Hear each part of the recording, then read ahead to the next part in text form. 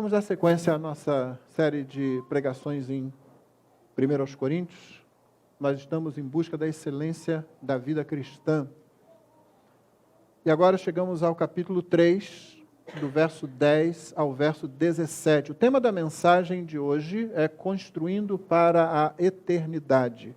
Construindo para a Eternidade. Caso você esteja anotando, ou as crianças que estão fazendo aí os seus resumos. É interessante quando as crianças vêm mostrar o resumo delas, a conclusão quase que invariável é: gostei. Eu estou me preparando psicologicamente para o dia que alguma disser não gostei. Eu vou pensar o que eu fiz de errado agora. Vamos fazer a leitura da palavra de Deus. Acompanhe, por favor. Você deve lembrar que Paulo já havia retornado ao tema da divisão acontecida em Corinto. Eu sou de Paulo, eu sou de Pedro, eu sou de Apolo, eu sou de Cristo. Paulo mostrou isso é prova da imaturidade de vocês. Paulo mostrou também que ele e os demais são servos pelos quais os coríntios haviam crido e quem dava o crescimento era Deus. E agora ele segue para se aprofundar um pouco na temática do trabalho do ministro de Deus. Eu sei que muitas vezes esse texto é lido como se estivesse falando de cristãos individuais. Mas, primariamente, ele é um texto que fala sobre o trabalho, o significado da obra dos ministros de Deus, os que pregam o Evangelho. Note, isso tem muito mais a ver com todo o contexto do que como se simplesmente Paulo agora tivesse mudado de assunto e começado a falar de santidade individual. Ele continua falando sobre a igreja, você vai continuar vendo as metáforas sendo usadas ali. Ele acabou de usar a metáfora, a figura, né, a ilustração de um campo que é plantado. Ele já tinha usado a metáfora de uma mesa onde é servida a comida, mas para as crianças tem que ser servido leite. E agora ele vai usar a metáfora da construção, do edificador, do mestre de obras que conduz à edificação de um prédio. Ele está falando de igreja. Mas ele havia reintroduzido o assunto que ele tocou lá no capítulo 1, mostrando que aquela divisão que ele já havia citado, eu sou desse, eu sou daquele, eu prefiro aquele outro, era uma prova da infantilidade, da imaturidade daqueles cristãos ali em Corinto. Essa divisão, essa intriga, essas brigas entre eles mostravam que eles eram imaturos.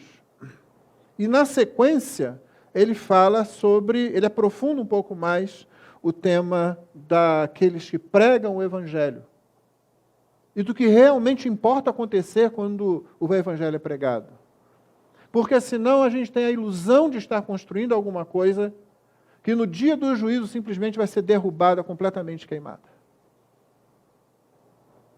Esse é que é o ponto dele agora. Porém, você tem que lembrar que almas são finalmente o resultado final disso, já que a igreja é composta das almas dos seres humanos, dos filhos de Deus, de homens e mulheres. Então, naquele último dia, o que vai ser verificado não é uma precisão doutrinária, mas se aquilo que foi construído sobre o único fundamento, que é Cristo, permanece ou não para a eternidade. E o que você terá ali? Você terá uma grande multidão diante do trono branco. Então, aquilo que se aplica aos ministros, se aplica por extensão, aliás, como acontece em 1 Timóteo, na carta a Tito, na segunda carta a Timóteo também, o que se aplica aos ministros do Evangelho, aos pregadores da palavra, se aplica também a todo crente, até porque é do grupo de crentes que vêm os pregadores e testemunhas da palavra, sejam homens, sejam mulheres, e é do grupo de crentes que vêm os ministros da palavra ordenados ao oficialato, que são os homens. Tendo isso em mente, então, não se deixe levar pelo vocabulário. Se você prestar atenção, você vai ver que Paulo está falando realmente sobre essas coisas. não se deixe levar pensando que ele está falando sobre a sua santidade individual, embora o que o ministro vai fazer, o pregador vai fazer, o que você vai fazer enquanto ministra aos seus irmãos, enquanto nos ministramos mutuamente na congregação, vai resultar em nos parecermos cada vez mais com Cristo, ou seja, essa edificação vai se tornando cada vez mais sólida, mais preciosa, conforme é também o seu alicerce, que é Cristo, e então nós vamos ver o resultado disso saltando para a eternidade, não somente ficando por aqui. Tá? Então vamos ler 1 Coríntios 3, de 10 a 17. Segundo a graça que me foi dada, lancei o fundamento como sábio construtor, e outro edifica sobre ele, porém cada um veja como edifica. Porque ninguém pode lançar outro fundamento, além do que foi posto, o qual é Jesus Cristo. E se o que alguém edifica sobre o fundamento é ouro, prata, pedras preciosas, madeira, feno ou palha, a obra de cada um se tornará manifesta, pois o dia a demonstrará. Porque será revelada pelo fogo, e o fogo provará qual a obra de cada um. Se aquilo que alguém edificou sobre o fundamento permanecer, esse receberá recompensa. Se a obra de alguém se queimar, esse sofrerá dano. Porém, ele mesmo será salvo, mas como que através do fogo. Vocês sabem que são santuários, vocês não sabem que são santuários de Deus e que o Espírito de Deus habita em vocês? Se alguém destruir o santuário de Deus, Deus o destruirá, porque o santuário de Deus, que são vocês, é sagrado. Essa é a palavra de Deus. Vamos orar mais uma vez. Pai, nos colocamos diante de Ti, pedindo que Tu continues a obra de edificação em nós. Porque nós servimos o leite, servimos o alimento sólido, nós plantamos e é o Senhor quem rega, nós pregamos e anunciamos e edificamos sobre o único fundamento possível, que é o fundamento de Jesus Cristo, Senhor. A própria pessoa, a obra do Senhor Jesus. Por isso pedimos, continua a edificar no seio desta igreja local, Senhor. Para que cresçamos como edifício sólido, que permanece para a eternidade, que muitas pedras vivas venham ser juntadas aqui pelo Teu poder, Senhor. Mediante a pregação fiel do Evangelho e a ação do Teu Espírito Santo. Oramos assim no precioso nome de Jesus. Amém. As crianças aqui devem estar familiares, pelo menos algumas delas, com aquele jogo, que eu acho que o nome é Cai-Cai. Trata-se de um cilindro transparente com várias bolas de gude, ou bolas de vidro colocadas ali, e por baixo várias varetas, parecendo aquele jogo de varetas, né? Só que você coloca elas ali, e elas ficam ali sustentando aquele monte de bolinhas de vidro. E o jogo é assim, várias crianças, ou mesmo adultos, em torno daquele brinquedo, eles começam a puxar as varetas. E cada vez que eles puxam, aquelas bolas se movimentam. Vai chegar um momento em que o número de varetas será tão pequeno que as bolas começarão a cair, né? E aquele que tem o azar de ser o que puxou a vareta naquele momento, perde o jogo ou ganha, não sei. A verdade é. O ponto aqui é o seguinte, o ponto aqui é que a importância do fundamento, do que está por baixo, do que sustenta o que vem em cima, fica demonstrada. Se não for sólido, se não for consistente, se a estrutura não for boa o suficiente, aquilo que está em cima vai desabar, não vai ficar, mesmo que fique durante algum tempo. Para os adultos não ficarem com ciúmes, porque eu sei que os nossos adultos aqui são muito ciumentos das crianças, talvez você se lembre da Torre de Pisa, na Itália. Ela é aquela famosa torre inclinada. Tem 8 andares, cerca de 56 metros de altura, pesa umas 15 mil toneladas atualmente, porque foi juntado lá um contrapeso de chumbo, mas ela é toda feita de mármore. E o problema ali foi o terreno em que ela foi construída. Ela começou logo depois, poucos anos depois da sua construção, ela começou a se inclinar. Rapidamente, o topo dela estava a mais de 1 metro de onde devia estar. Chegou um momento em que ele ficou a cerca de 4 metros de onde ele devia estar. Qual foi o problema ali? Fundação. Você tem um tipo de terreno e você precisa pensar bastante sobre se o tipo de fundação que você vai fazer ali vai sustentar naquele terreno, com as características daquele terreno, a construção que você vai fazer. Existe um tipo de solo aqui no Brasil chamado moledo. E eu tive a grande alegria de conhecer isso na minha adolescência. Minha mãe resolveu fazer uma obra numa propriedade que ela tinha fora do Rio de Janeiro, contratou um pedreiro e contratou 2 peões. Quer dizer, os peões eram eu e meu irmão. Então a gente não tinha muita opção. Aí chegamos lá e fomos cavar a fundação, né, para lançar os alicerces. E aí começamos. A primeira camada saiu rápido, daqui a pouco, que dificuldade. Chamamos lá o pedreiro para dizer, olha só, isso aqui está muito duro, isso é pedra. Ele disse, não, isso é moledo. Eu me lembro que a minha reação foi, por que tem esse nome? Não tem nada de mole nesse negócio. É um tipo de terreno bastante sólido. A gente precisou cavar poucos centímetros, na verdade, para edificar 2 ou 3 andares que estão lá até hoje. Não precisamos fazer aquela fundação tão funda, não. O terreno ajudava muito. Mesmo assim, fez-se a fundação necessária. Estabelecido isso, irmãos, tenha em mente todas essas coisas que podem desmontar. De repente, você pensa que está seguro, mas um movimento a mais, tudo cai. Coisas que você pensa, ficou muito bom, é sólido porque é feito de mármore, mas começa a se inclinar. Ou então algo que você diz, gente, será que nós fizemos o suficiente? Mas esse terreno é tão bom, esse terreno é tão consistente, que ficou, olha, e está ficando, e continua. Paulo vai usar essa figura aqui. Mas ele começa como? Ele começa dizendo no verso 10, segundo a graça de Deus que me foi dada. Isso aqui é muito importante. Nós já vimos que Paulo está tratando ainda daquelas divisões. Porém, mais do que isso, o que Paulo está fazendo aqui é cuidando da saúde da igreja, da noiva de Cristo. É isso que ele está fazendo. Paulo não está tentando estabelecer aqui um cronograma de serviço, um organograma da igreja, como ela se organiza para ela funcionar bem. Não, ele está tratando da saúde. A preocupação dele é o seguinte, se nós não fizermos a obra do jeito correto, se nós não fizermos do único jeito que pode ser feito, ela vai parecer que vai durar, mas quando chegar no momento de realmente testar, uma tragédia pode acontecer. Os mais antigos aqui se lembram do elevado Paulo de Fronten, aqui, muito próximos de nós, né? Eu, se não me engano, ainda na década de 70 ainda foram fazer um teste lá, e não sei por que não travaram o trânsito por baixo ali do elevado, na via, e o teste deu errado. Muita gente morreu. De repente, toda aquela estrutura que parece sólida vem abaixo. Há um momento que um teste é feito. Sempre, e o grande teste para todas as coisas, para todas as vidas e para toda a obra será o dia do Senhor. Então, Paulo está preocupado com isso.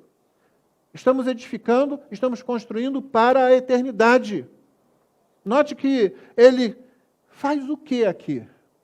Nesse cuidado com a saúde do povo de Deus. Ele continua reapresentando o Evangelho, já havia feito isso. Ele já tinha dito, olha, vocês foram salvos pelo escândalo da cruz, pela loucura da cruz, por aquilo que o mundo diz que é fraqueza, a cruz, mas a cruz é o poder de Deus, é a sabedoria de Deus. Ele disse no capítulo 2, eu não quero saber nada entre vocês, senão Jesus Cristo. Essa é a minha fala, essa é a minha pregação, e Ele crucificado. Quando ele volta ao ponto da divisão, ele não vai dizer assim, olha, Paulo, Pedro, que eu conheço, Apolo também, um cara eloquente, nós estamos juntos, nós não estamos divididos. Não falou isso. Ele não disse assim, olha, fica muito mal o testemunho se o pessoal de fora olha e vê vocês aí divididos, dizendo eu prefiro Paulo, eu prefiro Pedro, eu prefiro Apolo. Ele podia ter também dado uma desses motivacionais que tem hoje por aí, liderando coisas, né? Um coach, e dizer, gente, nós não vamos progredir senão na unidade. Só a unidade é que vai desembocar em resultado, em sucesso daquilo que a gente quer. Não, Paulo faz uma reapresentação do Evangelho. E agora indo mais fundo, literalmente ele está falando de algo mais fundo, de algo mais profundo, de alicerce, de fundação. Então guarde isso. O que é que Paulo está fazendo? Ele está reapresentando o Evangelho. Ele vai falar novamente sobre isso. Qual é a solução para a imaturidade de vocês em Corinto, que está sendo revelada por essa divisão entre vocês? A solução é o Evangelho, a cruz de Cristo, aquilo que vocês já ouviram de nós. E é exatamente isso que ele faz. Ele diz, segundo a graça. Tem muita coisa para se dizer aqui, mas eu vou dizer apenas que Paulo está falando isso, porque logo a seguir ele vai dizer, eu sou um sábio construtor. A palavra era usada realmente para fazer referência ao mestre de obras. Supostamente o mestre de obras é o camarada que entende mais do que todos os outros que estão trabalhando ali. Por isso ele orienta a obra, ele dirige a obra, ele sabe para onde está indo, ele sabe o que fazer e sabe como fazer. Paulo diz, eu como sábio construtor. Então, antes dele falar isso, para eu e você e os coríntios não pensarmos que é Paulo que está fazendo alguma coisa, que é a sabedoria de Paulo, que ele voltou e agora está cometendo o erro que ele disse que não cometeu. Porque ele disse, as minhas palavras, a minha pregação não consistiu de palavras de sabedoria humana, mas em poder do Espírito, para que a fé de vocês se alicerçasse não no ser humano, mas no poder de Deus. Então ele diz, segundo a graça que me foi dada, foi graça, eu recebi. Por que eu disse que a gente pode falar muita coisa aqui? Porque, meu irmão, só o fato de graça existir já deveria fazer a gente parar e cultuar por uns 50 anos seguidos, só por causa disso, que Deus não tem obrigação nenhuma de ser gracioso com aqueles que lhe deram as costas. Que eu e você estejamos aqui respirando, grande coisa, né? Principalmente nesses dias de respiração, de preocupação com o vírus, de máscaras, etc. Você acha que é realmente só isso? O simples fato de nós não termos sido lançados no inferno logo que nascemos é graça de Deus. Tudo que a gente recebe é dos céus e tudo é graça, sem nenhuma obrigação do Criador. Mas aqui Paulo é bem específico. Segundo a graça de Deus que me foi dada, dentro do contexto do que eu estou falando, para pregar e anunciar o Evangelho, eu agi de acordo com essa graça, do que ela me faz ver, do que ela me faz ser capaz de fazer. Eu, como um mestre de obras, sábio, lancei o fundamento. E aí ele dá o aviso. E ele diz, outro edifica sobre ele. Porém, cada um veja como edifica. O fundamento está dado, está colocado ali. Paulo não é sábio, então, segundo os padrões do mundo. Você vai ver que no versículo 18 a 21, que serão temas da próxima mensagem, serão texto da próxima mensagem, ele fala sobre a sabedoria deste mundo, sobre a loucura que é confiar nos sábios deste mundo. No final da mensagem de hoje, você vai ver que ele vai estar falando de um outro tipo de ministro. Não esse ministro aqui que misturou um pouco de madeira, de palha, de feno, dessas coisas aqui. Não esse. Mas um ministro que destrói e que é por causa disso destruído. Você vai notar essa diferença. Você talvez já tenha percebido isso na leitura. O ministro aqui, o pregador do Evangelho e o crente que mistura alguma coisa sobre e coloca e constrói sobre o fundamento que é Cristo, a obra vai embora, mas é dito que ele ainda é salvo. Como que pelo fogo? Mas ainda é salvo. Agora, no verso 16 e 17, não. Se alguém destrói o templo de Deus, Deus o destruirá. Não tem essa coisa aqui do versículo 15. A gente já vai chegar lá. Então, logo depois que Paulo diz, olha, o ministro que destrói, esse ministro, ele será destruído. Então é loucura, ele diz, ninguém se engane a si mesmo. Se você acha que é sábio, segundo esse mundo, torne-se louco. A sabedoria de Paulo, o sábio construtor, não é de acordo com os padrões do mundo. Paulo é sábio o suficiente para não inventar. Não inventar. Está lá o fundamento, agora vamos construir de acordo com o fundamento, é isso que ele vai fazer, é isso que ele vai ensinar agora. O fundamento, o único possível, só existe esse, Jesus Cristo. Vamos construir de acordo com esse fundamento. Não invente, não tente inventar, não tente transformar essa palavra, não tente torná-la relevante, ela já o é, o fundamento já é relevante. Então nós não precisamos inventar nada, infelizmente hoje o que você vê, muita gente inventando. Verso 11, porque ninguém pode lançar outro fundamento. Jesus é o único fundamento, é o que ele diz. Se é para construir para a eternidade, o fundamento tem que ser eterno. A gente tem mais do que isso. Já que a natureza da construção é para corresponder à santidade de Deus, não existe outro fundamento possível. Não é só uma questão de durabilidade, você está entendendo? Quando nós falamos construir para a eternidade, nós estamos falando da eternidade dos salvos. Você pode ter pensado aí. Se você estivesse bem ligado, você diria, pastor, está falando construir para a eternidade. Mas a eternidade ela se divide pelo menos em 2 grupos. Há uma eternidade daqueles que são salvos, chama-se bem-aventurança. E é aquela que foi consagrado o termo danação eterna. Sofre-se dano eternamente. Uma espécie de destruição eterna, que parece que nunca acaba. Você sente tudo que a destruição faz, só que ela nunca para. Nós estamos falando aqui de construir para a eternidade os salvos, daqueles que são salvos. Então, nós estamos falando de pessoas que vão não apenas viver para sempre, mas pessoas que vão viver na presença de Deus, que é santo.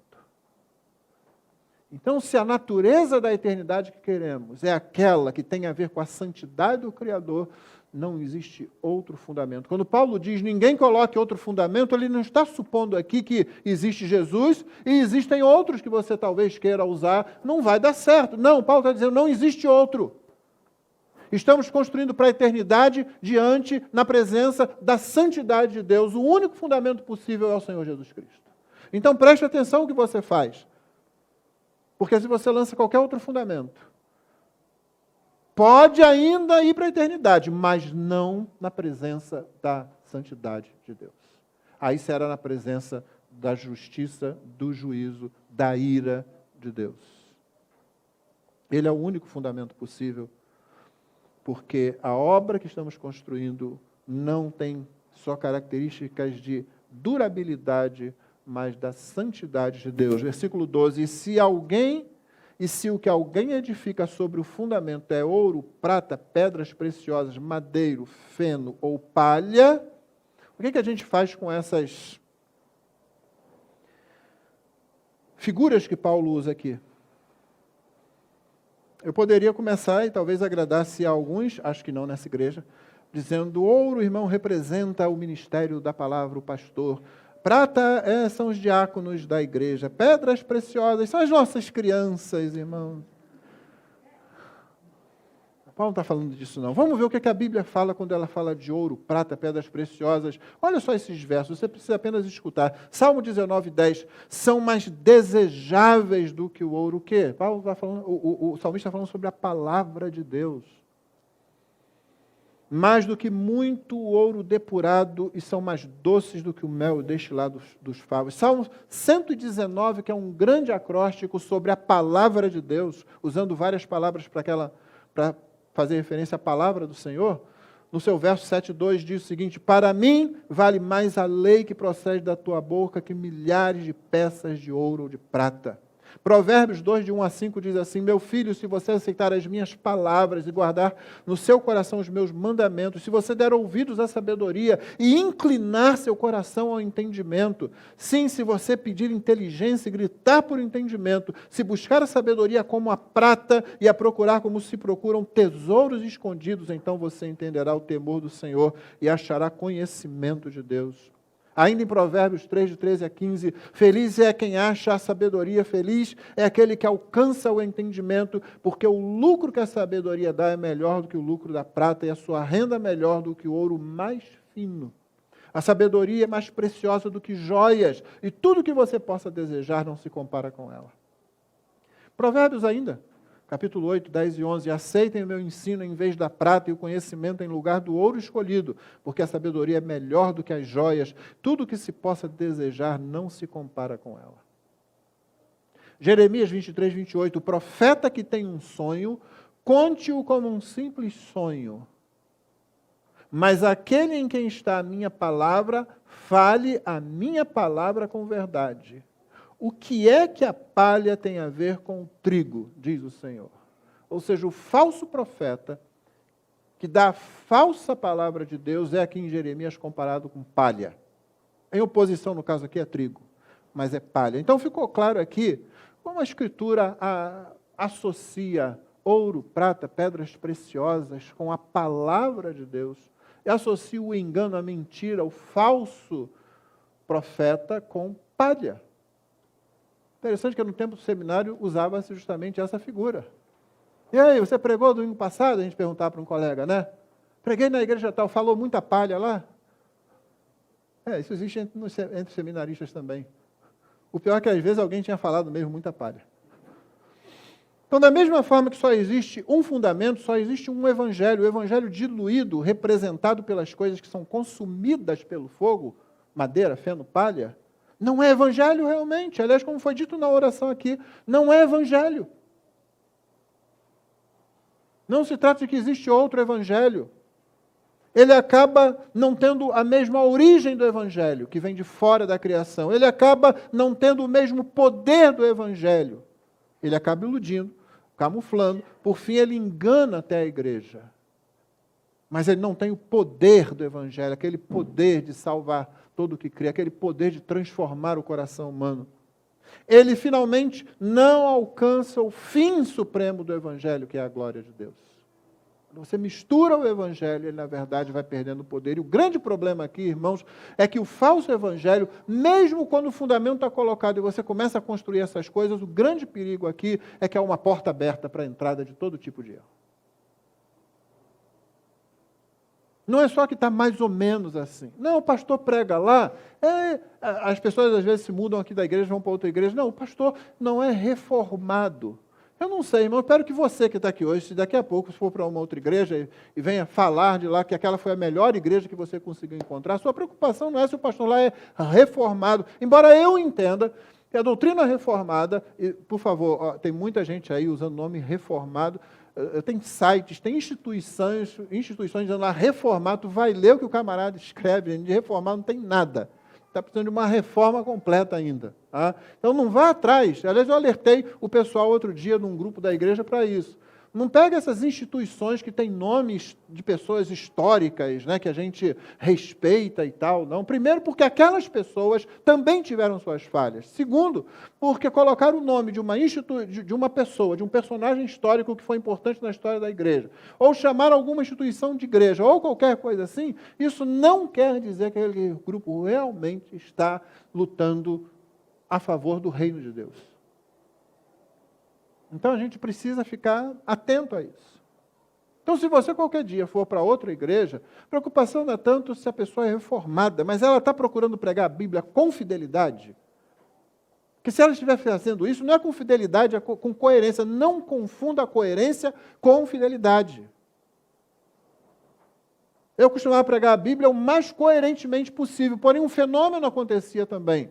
Algumas lacunas ficavam abertas, mas eu era um pregador batista, um pastor batista tradicional, conservador. Então você não ia me ouvir falando muita palha, mas havia ali lacunas que não eram preenchidas, porque havia certa inconsistência na própria teologia que eu tinha aprendido.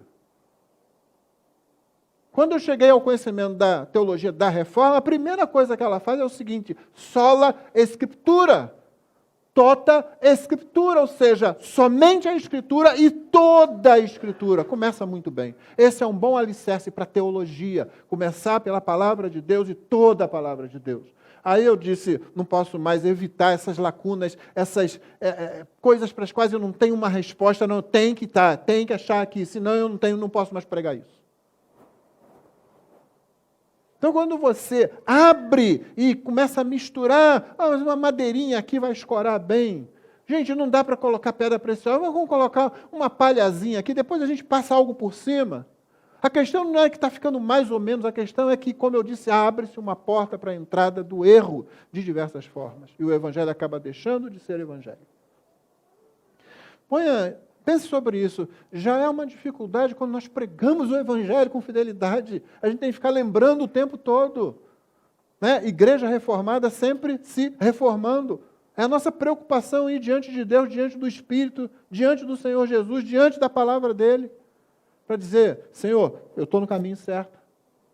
Eu não estou me desviando. Porque é muito fácil a gente se desviar. Qualquer pessoa aqui que já leu O Peregrino, do John Bunyan, vai ver quantas coisas acontecem, quantos obstáculos, quantos agentes do erro, do pecado, do maligno no caminho dele, dizendo, mas por aqui, olha, pula esse muro aqui, tem um atalho para você, olha, mas por aqui vai mais fácil. Então, se é assim, quando você prega o evangelho com fidelidade, o que é que você pensa que vai acontecer quando tem apenas alguém, como eu lá, muito esforçado, mas ainda não se rendendo somente à Escritura, não se rendendo à totalidade da Escritura. Paulo está preocupado com isso. O fruto de uma pregação que dilui o Evangelho tem se apresentado tão somente como sendo a ruína das almas dos homens. Vimos aqui, quando Paulo está falando sobre esse material, ele está falando sobre a qualidade do ensino, da pregação que é colocada sobre o fundamento, o único fundamento. As doutrinas não serão, como eu disse, elas mesmas testadas no dia do juízo. O seu teste será muito mais grave. A condição eterna das pessoas que foram supostamente ganhas e edificadas por aquela doutrina pregada. Você notou o perigo aqui? Mais adiante, quando se falar a obra desse cara vai ser queimada, mas ele será salvo, o que você está achando que nesse versículo está sendo colocado em oposição? Queimar e salvo. A obra será queimada, o tal será salvo. Não, a obra é o quê? Você não vai chegar lá um sujeito com um livro de teologia sistemática. Ah, isso aqui estava errado, desculpe, joga no fogo. Não. O resultado disso é a igreja, ou supostamente o que se chama de igreja. O resultado disso são almas que vão chegar lá e não é que não. Passa. Queima. Não sobrevive. Por isso Paulo disse anteriormente, cada um veja como edifica. Você poderia dizer que os mormons, que acham que serão deuses no futuro, eles têm um dito, eles dizem assim, como Deus é, nós seremos. Como nós somos, Deus já foi. Você pode dizer, eles lançaram um fundamento lá que é Cristo. O fundamento está misturado com um monte de coisa. E o que vem em cima, pior ainda. Mas se você for falar com algum deles, não, é Jesus. E assim um monte de outras seitas cristãs que há por aí. Não, irmão, nós estamos falando de perdição e de salvação. É isso aqui que vai ser testado. Um comentarista registrou: homens que pregam alguma coisa a mais que Cristo produzirão alguma coisa a menos que cristãos. Homens que pregam alguma coisa a mais do que Cristo vão produzir alguma coisa que será menos que cristãos. Pode ter certeza disso. Versículo 13, a obra de cada um se tornará manifesta. Esse aqui é o ponto. A obra vai se tornar manifesta. Então não é o seguinte, estamos trabalhando aqui, estamos edificando e pronto, está feito, está ok, já ticou, né? Já fez lá o checklist. Não, peraí, isso vai ser checado. Há um controle de qualidade extremamente severo, extremamente grave. Tudo que nós realizarmos passará por lá. Toda pregação que você faz, todo testemunho que você dá, inclusive com a sua vida, vai passar por lá. Se vai passar o do pregador do evangelho, do apóstolo, né? Dos pregadores, dos pastores, dos missionários, dos ministros, vai passar o seu também. Você é um pregador do evangelho. O pregador do evangelho não é só a pessoa que recebe a imposição de mãos e tem a responsabilidade de estar no púlpito quase todo domingo. Não, você é um pregador do evangelho, você é uma testemunha do evangelho. Você lança o alicerce, é Cristo, eu vim falar de Cristo. E agora o que é que você fala sobre Cristo? Irmão, no nosso tempo, você falar de Cristo para alguém, talvez você tenha de perguntar para a pessoa, quem é Cristo para você? Porque senão está arriscado você começar a falar de Cristo, usando o nome Cristo, Jesus Cristo, ou Deus, e você está falando uma linguagem e a pessoa está falando outra completamente diferente. Você acha que ela está falando do mesmo Cristo? Pergunte para a pessoa, quem é Jesus para você? Eu tive que chegar para uma amiga espírita, veio falar comigo, tal, muito amiga. Ficamos amigos o tempo todo que trabalhamos juntos. Não, nós não pregamos o mesmo Cristo, nós não cremos no mesmo Cristo. E basta uma pergunta. O Cristo que você fala, de que você fala é Deus? Pronto, o espírita já... Não, ele é um espírito evoluído, como nós temos que evoluir. Então nós não estamos falando da mesma pessoa, absolutamente. A obra de cada um se tornará manifesta, isso vai acontecer, pois o dia a demonstrará. Uns poucos versículos para você saber que dia no Novo Testamento é muitas vezes usado para fazer referência ao dia do juízo. Mas esse conceito vem lá do Antigo Testamento. Por exemplo, no livro de Sofonias, o grande dia, e é interessante que nesses versículos aqui de Sofonias 1, 14 a 18, a palavra dia é repetida várias vezes. O grande dia do Senhor está perto e se apresenta muito, e se apressa muito a voz do dia do Senhor. amargamente clamará ali o homem poderoso. Aquele dia é um dia de indignação, dia de angústia e de ânsia, dia de alvoroço e de desolação, dia de trevas e de escuridão, dia de nuvens e de densas trevas, dia de trombeta e de alarido contra as cidades fortes e contra as torres altas. No Antigo Testamento, os hebreus já aprenderam a ouvir a palavra dia com muito temor. Malaquias 4:5, eis que eu vos envio o profeta Elias antes que venha o dia grande e terrível do Senhor. Mas o Novo Testamento pega essa herança e leva, tem muitos mais versos no Antigo Testamento, irmão, não é que senão a gente ia ficar aqui lendo um monte, eu já vou ler vários do Novo Testamento. Atos 2, 19 e 20, por exemplo, farei aparecer prodígios em cima no céu e sinais embaixo na terra, sangue, fogo, vapor de fumo, o sol se converterá em trevas, a lua em sangue antes de chegar o grande e glorioso dia do Senhor. Aqui eu estou lendo Atos e já estou citando Joel também, que é a citação que Pedro faz ali. 1 Coríntios 1,8, nós já lemos esse verso, o qual vos confirmará, ainda lá na saudação inicial, o qual vos confirmará também até o fim, para seres irrepreensíveis no dia do nosso Senhor. 2 Timóteo 1,12, por cuja causa padeço também isto, mas não me envergonho, porque eu sei em quem tenho crido e estou certo de que é poderoso para guardar o meu depósito até aquele dia.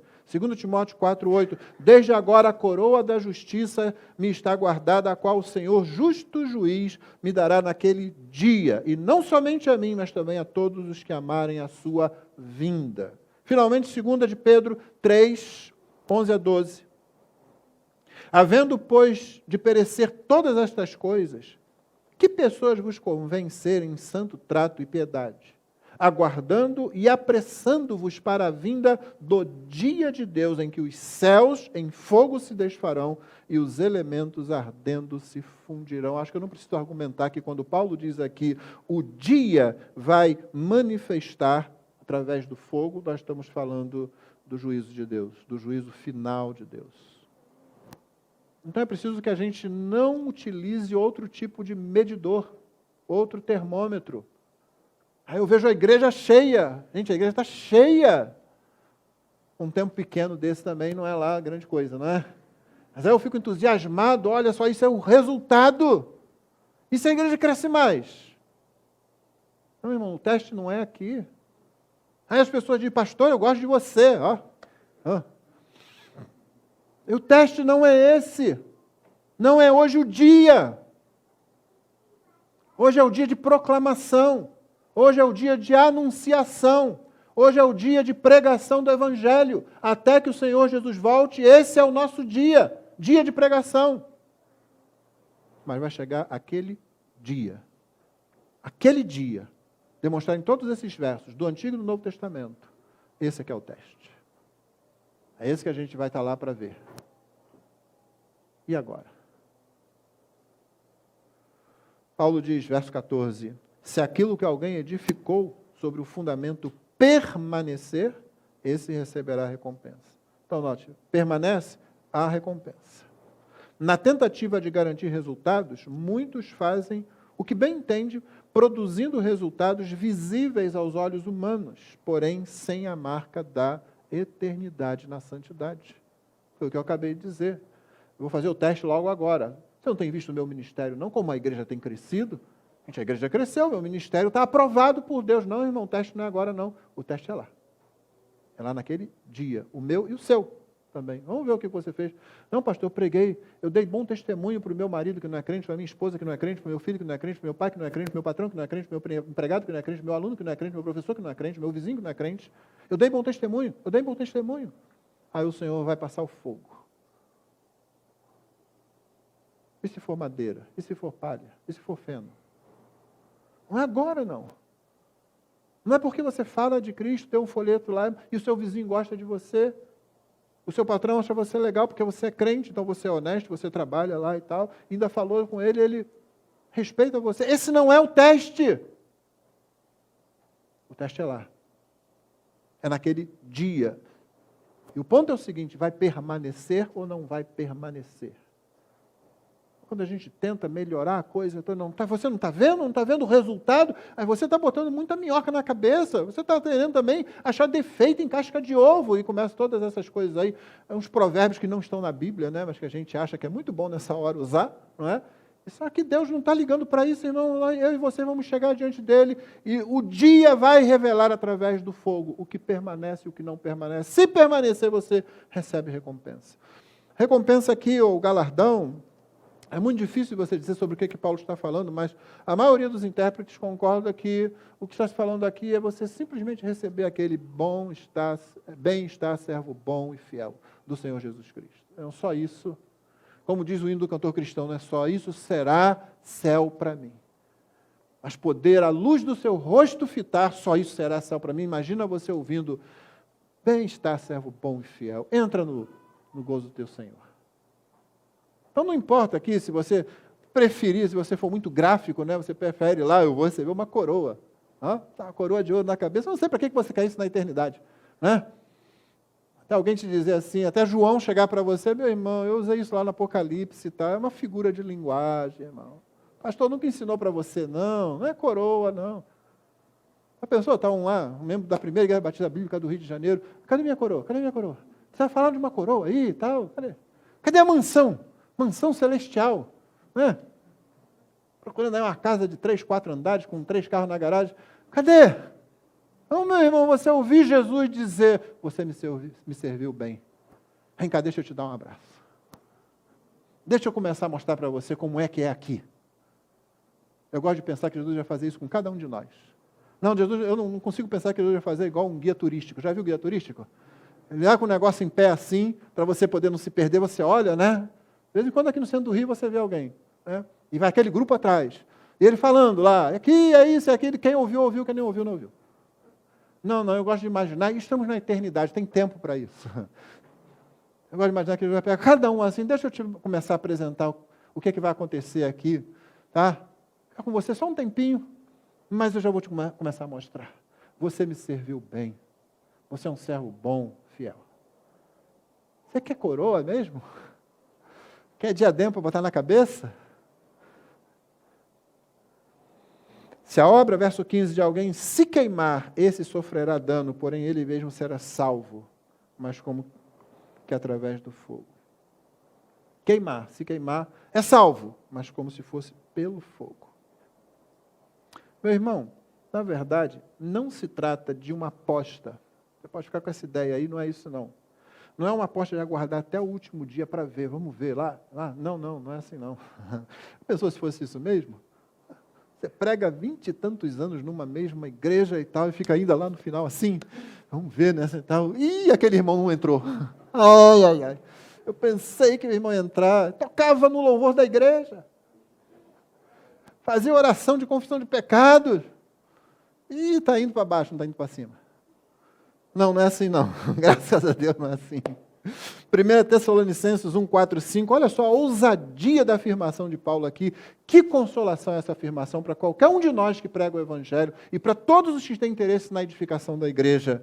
Sabemos, irmãos amados por Deus, que Ele os escolheu. Na outra versão está, sabemos, irmãos amados de Deus, da vossa eleição. Sabemos. Como? Como é que você sabe da eleição dos outros, Paulo? E aí, a razão dessa ousadia é a seguinte, no verso 5. Porque o nosso Evangelho não chegou a vocês somente em palavra, mas também em poder, no Espírito Santo, em plena convicção. O que eu tenho que saber é o seguinte, eu preguei o Evangelho em poder, no Espírito Santo, em plena convicção, foi isso que eu fiz, eu preguei o Evangelho. Paulo tinha certeza disso por causa do Evangelho. Paulo não está dizendo assim que cada pessoa em Tessalônica é salva, mas ele está dizendo, essa é uma igreja do Senhor Jesus, há pessoas salvas aqui, porque quando eu preguei para eles, eu preguei o Evangelho. É a mesma coisa que ele disse aos coríntios. Eu não quis saber outra coisa senão Cristo e esse crucificado. É por isso que eu sei, eu lancei esse fundamento. E se veio depois Apolo, e se vem Pedro, e se vem qualquer outro, veja como edifica sobre ele. Porque o dia vem, a obra será testada, se permanecer, a aprovação do Senhor. Se queimar, você é salvo, mas e os outros? E a obra? E a casa edificada? E ele já vai dizer para a gente, já no verso seguinte, que casa é essa, para que você não tenha dúvidas das afirmações que eu fiz a respeito da igreja de Deus. Então isso aqui é maravilhoso. Eu não tenho que chegar lá e ficar assim, ai, será que... Não, peraí, eu preguei o Evangelho. Eu não preguei com perfeição. Graças a Deus, Ele nunca exigiu de nenhum dos seus ministros perfeição. Nunca exigiu de você, pregador do Evangelho, minha irmã, testemunha do Evangelho de Cristo. Nunca exigiu perfeição. Ele exige fidelidade.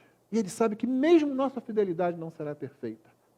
Meu irmão, a perfeição que nós temos não é nossa, é aquela cobertura da justiça de Cristo para a qual Deus olha, e é considerando essa cobertura da justiça do Filho dele que Ele trata conosco.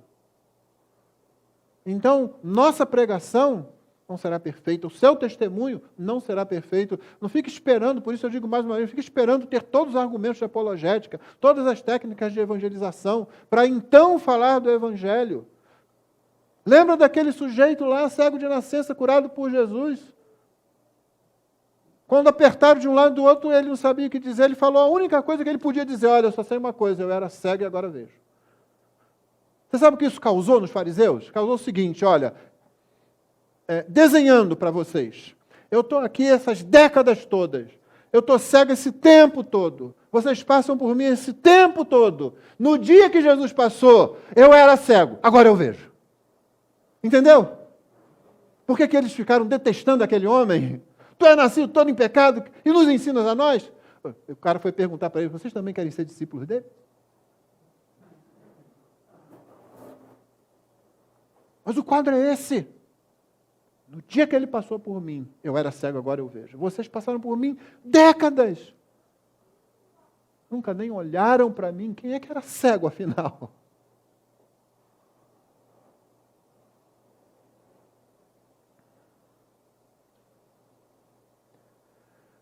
Por isso é muito consolador. Prega o Evangelho.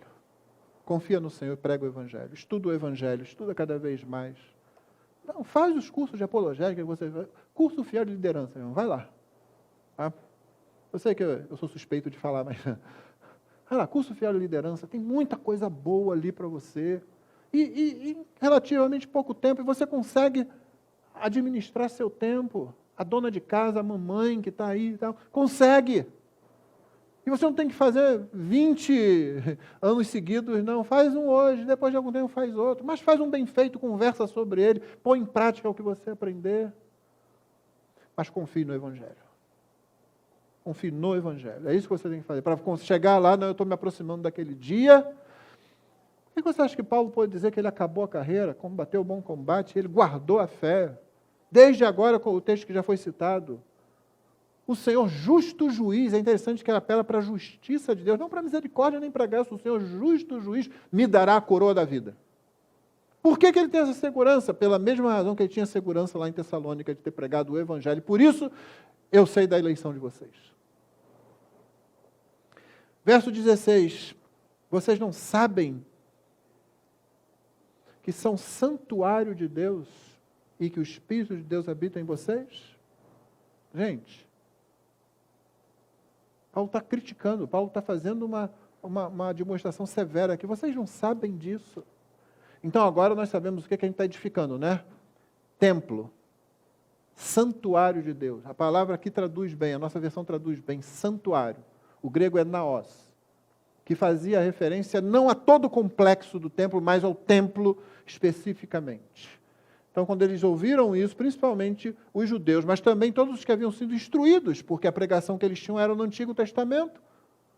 Os gentios eram instruídos nessas coisas à medida que estavam na igreja. Então, eles sabiam que estavam falando do templo. Templo de Deus, o lugar da habitação de Deus. E aqui vem uma lição muito boa para a gente, irmãos. O Salmo 115, 2 diz, tem uma pergunta feita pelas nações, uma pergunta que quer ser jocosa. Ela quer fazer uma crítica com desdém. Onde está o Deus deles? Lembra do verso 2? Por que diriam as nações, onde está o Deus deles? Imagina alguém que pudesse entrar no templo. Gentios não entravam lá, mas alguém que pudesse entrar no templo. Mas cadê o teu Deus? Não estou enxergando, cadê? Não, não temos imagem nenhuma do nosso Deus, não. Ah, está de brincadeira. Um Deus que não existe.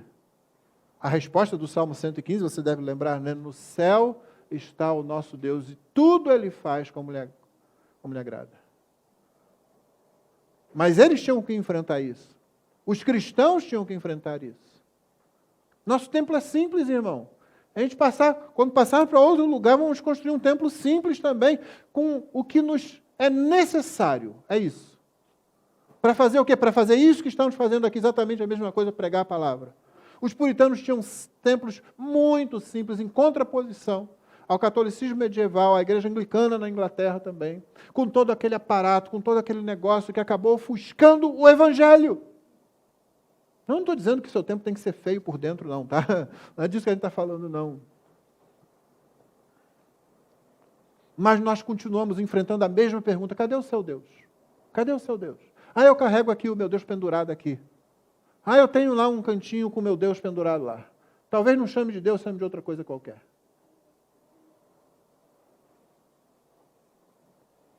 Quem você pensa que é, afinal, meu irmão? A Escritura diz que você é templo de Deus. Aqui a referência é a igreja. Mais adiante Paulo vai fazer referência a individual. Nos interessa aqui a igreja. Quem você pensa que é quando você fala assim: eu sou membro daquela igreja? Eu faço parte da membresia daquela igreja. Paulo está dizendo: vocês não sabem que vocês são santuário de Deus e que o Espírito de Deus habita em vocês como igreja? As pessoas vão continuar vindo e perguntando: cadê o Deus de vocês? Entrando no templo e perguntando isso. Só que o templo agora somos nós, irmãos. É por isso que o verso seguinte é bem duro. Se alguém destruir o santuário de Deus, Deus o destruirá. Note a diferença com o versículo 15. Que dizia: olha, se a obra de alguém for queimada, acaba. Mas esse tal será salvo. Como que pelo fogo? Pessoal que mistura alguma coisa, né? Como dizia um amigo meu, vai chegar no céu cheirando a fumaça. Mas salvo. Aqui não, aqui é outra coisa. Se alguém destruir o santuário de Deus, Deus o destruirá. Não estamos falando do pastor Maurício lá no início do seu ministério, pregando com boa vontade, se esforçando, mas ainda com uma teologia difícil, inconsistente, e que por causa disso abria portas para um monte de coisa. Não, estamos falando daquele sujeito que resolveu, que sabe como produzir os resultados, que só Deus pode produzir. Que resolveu, que sabe exatamente aonde ele quer chegar com o grupo dele, com a igreja. Que resolveu que ele vai realmente levar a igreja. Como se ele fosse prestar contas dela mesmo. Leu Hebreus 13, 7, ficou, achou errado, não entendeu direito. Aquele texto que diz para você velar pelos seus pastores, orar pelos seus líderes, né? Porque eles velam pelas suas almas, como quem tem de prestar contas a Deus, não é assim? A nossa prestação de contas a Deus é o teste do fogo. É o teste daquele dia.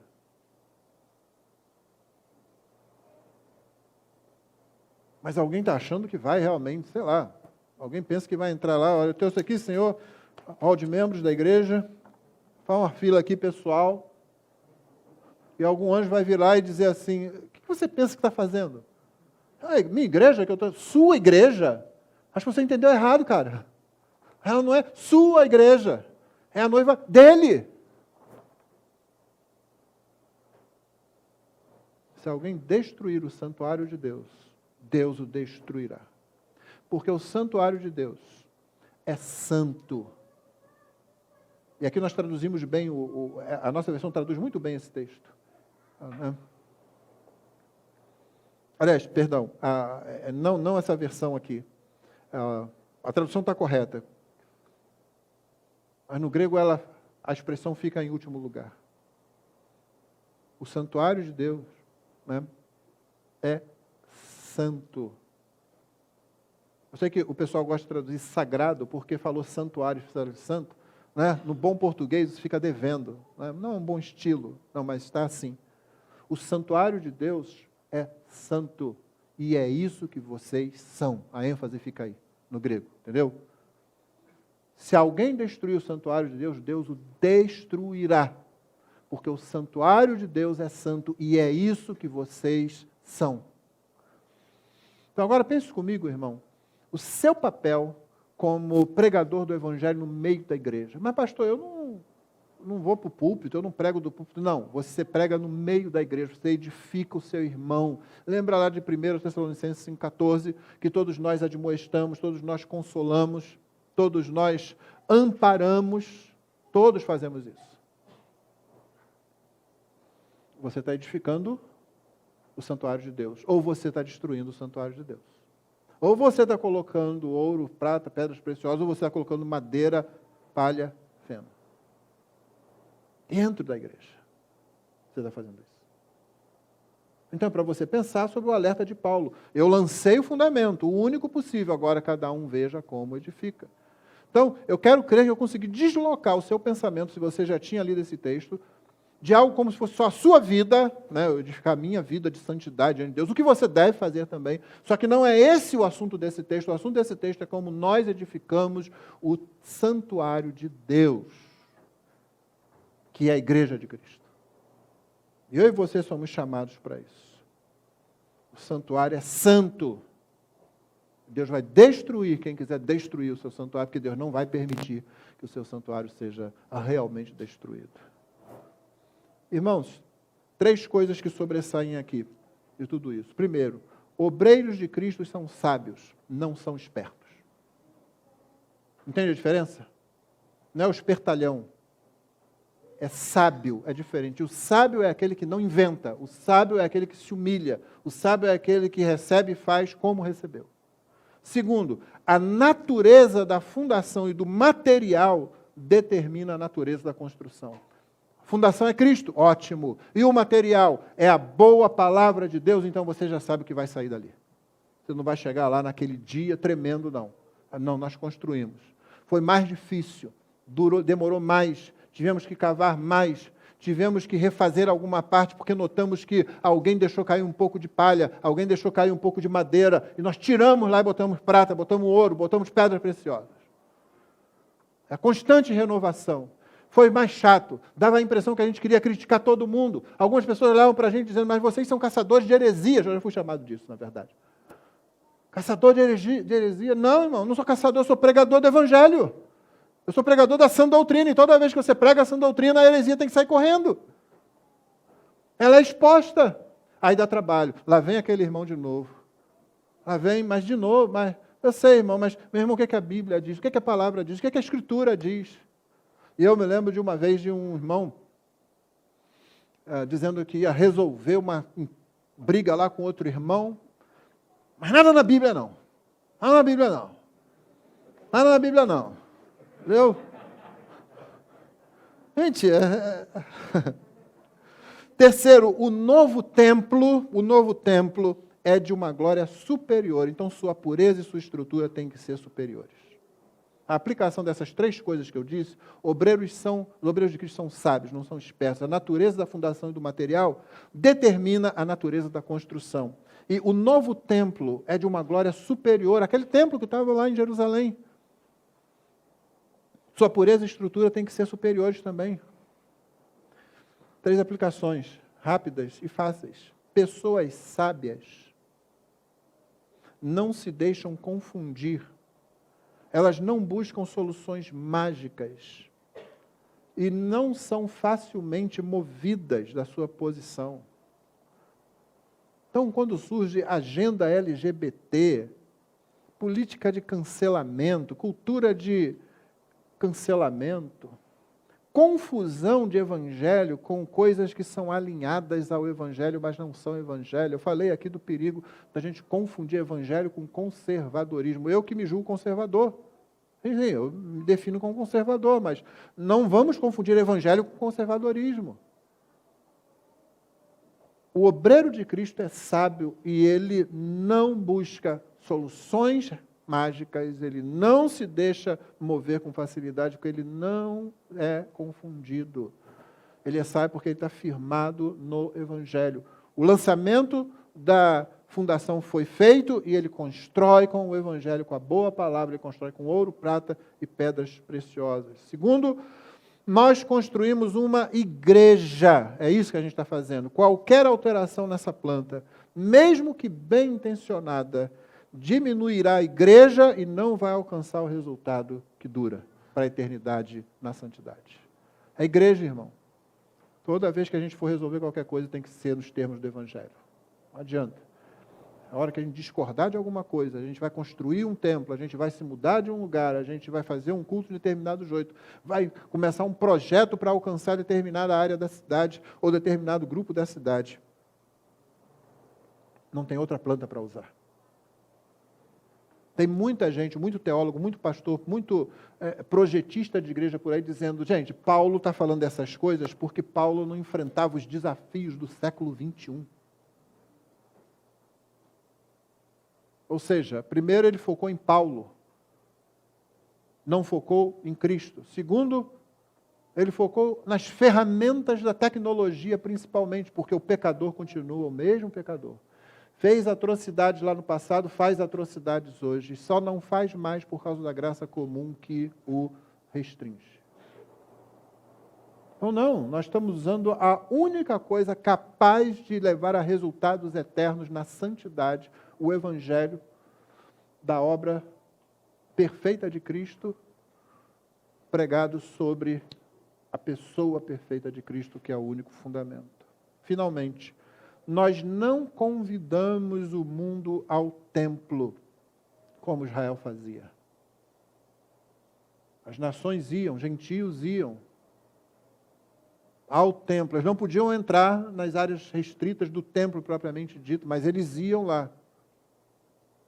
Nós não fazemos isso, irmão. Nós levamos o templo ao mundo, porque nós somos o templo. Nós levamos o templo. Então, sim, isso aqui é importante. Por favor, não caia na lábia daquele pessoal que fala das 4 paredes. Próximo templo que a gente construir, a gente pode fazer 5 paredes, aí ninguém fala mais isso. Pode fazer um negócio circular e a pessoa vai ficar, e agora, o que é que eu digo? Não entra nessa, não. Isso aqui é importante, é daqui que sai tudo. É daqui, é aqui que a igreja é formada. Mas nós somos o templo que vai às pessoas. Até nisso nós somos superiores àquele templo. As pessoas tinham que fazer uma viagem até lá. Nós apresentamos Cristo que habita em nós. O Espírito de Cristo que habita em nós. Que o Senhor nos abençoe, que nós sejamos, então, esse tipo de ministros de Deus, pregadores e testemunhas da palavra, que edificam com ouro, prata, pedras preciosas, estão sempre vigilantes para não permitir que outro material que não vai passar pelo fogo, que não vai passar pelo teste daquele dia, seja adicionado aí equivocadamente na obra do Senhor, naquilo que o Senhor, nosso Deus, está edificando. Porque, afinal de contas, nós somos cooperadores com Ele. Foi o que Paulo disse no verso anterior, né? Verso 9, que lemos semana passada, porque nós somos cooperadores de Deus, vocês são lavoura de Deus e edifício de Deus, e aí ele partiu para isso que nós examinamos hoje. Que o Senhor nos abençoe. Vamos orar. Senhor, obrigado pela Tua presença no nosso meio, pela Tua palavra, pelo fundamento que foi lançado, por aqueles que edificaram corretamente sobre esse fundamento, de modo que nós fomos alcançados. E temos sido edificados, Senhor Deus. Dá que do púlpito dessa igreja, nos diversos grupos dessa igreja, da criança mais tenra àquele adulto mais idoso, Pai, que ninguém seja edificado, ensinado, discipulado, senão com a boa, santa, genuína palavra do Evangelho de Cristo, Senhor. De modo que somente ouro, prata, pedras preciosas sejam encontradas na nossa construção. Que naquele dia, Senhor Deus, o fogo prove que nós, pela Tua graça, fomos fiéis, Senhor. Que nossos filhos permaneceram fiéis, Senhor Deus. E que seja assim até o retorno do Senhor, até aquele grande dia. Nós oramos agradecidos no nome de Jesus. Amém.